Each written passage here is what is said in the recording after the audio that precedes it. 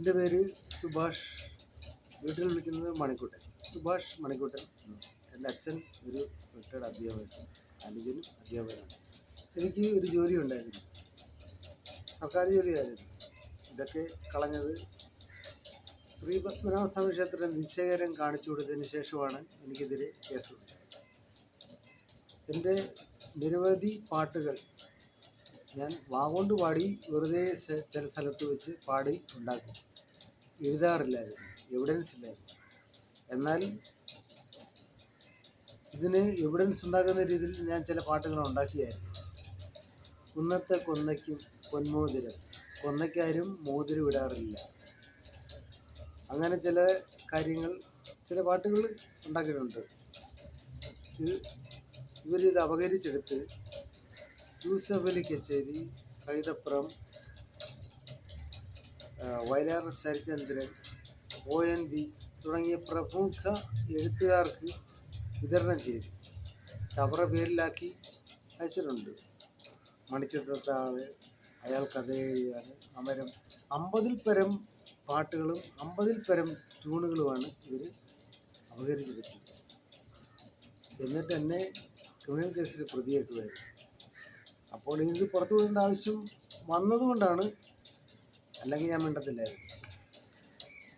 ഇവർ എഴുതാത്ത പാട്ടുകൾ, പ്രശസ്തമായ പല പാട്ടുകളും മോഹൻലാൽ, മമ്മൂട്ടി, സുരേഷ് ഗോപി, ജയറാം തുടങ്ങി പല പ്രമുഖ വ്യക്തികളും അഭിനയിച്ച പടത്തിലെ പാട്ടുകളെല്ലാം ഞാൻ ഉണ്ടാക്കിയതാണ്. പക്ഷേ ഇതിന് എവിഡൻസ് പല രീതിയിലുണ്ടാക്കി. ഞാൻ കുന്നത്തെ കൊന്നയ്ക്കും പൊന്മോതിരം, കൊന്നയ്ക്ക് അതൊരു ആരെങ്കിലും മോതിരം ഇടും, അല്ല മോതിരം കയറൂ കൊന്നയ്ക്കകത്ത്. അർത്ഥശൂന്യമായ ചില വരികൾ ഞാൻ ഉണ്ടാക്കിയതാണ്, മനഃപൂർവ്വം ഉണ്ടാക്കിയത്. എന്തിനാണെന്നറിയോ? എവിഡൻസിന് വേണ്ടി. ഈ പാട്ടുകളാണ് പലതും പൊതുജനങ്ങൾ കേട്ടുകൊണ്ടിരിക്കുന്നത്. എൻ്റെ സൗണ്ടിൽ ഞാൻ പാടി ഉണ്ടാക്കിയ അതേ സൗണ്ടിൽ സിനിമയിൽ തന്നെ പല പാട്ടുകളും കേട്ട്.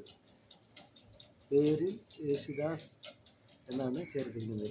എൻ്റെ സൗണ്ട് യേശുദാസിൻ്റെ സൗണ്ടുമായി താരതമ്യം ചെയ്യാൻ പറ്റുന്നത് കൊണ്ടാണ് യേശുദാസ് എന്ന് ചേർത്തിരിക്കുന്നത്.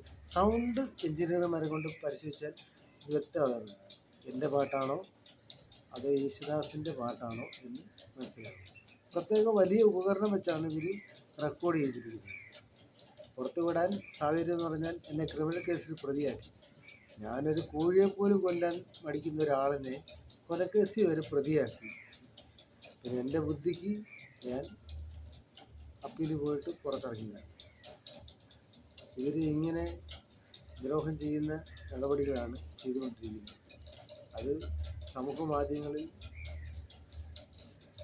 അവതരിപ്പിക്കേണ്ട ഒരു സാഹചര്യം വന്നതുകൊണ്ടാണ് ഇപ്പോൾ ഈ വീഡിയോ ഞാൻ നിങ്ങളുടെ മുന്നിൽ വിനയ പുരസ്കാരം അവതരിപ്പിക്കുന്നത്. ബൈ സുഭാഷ് മണിക്കുട്ടൻ.